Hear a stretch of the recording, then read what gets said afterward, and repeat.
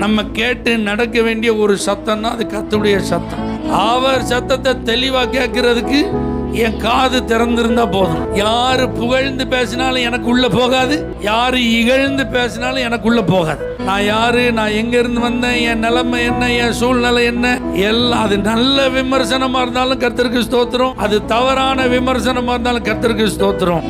நான் கேட்க விரும்புறதெல்லாம் கர்த்தாவே சொல்லும், அடியேன் கேட்கிறேன்.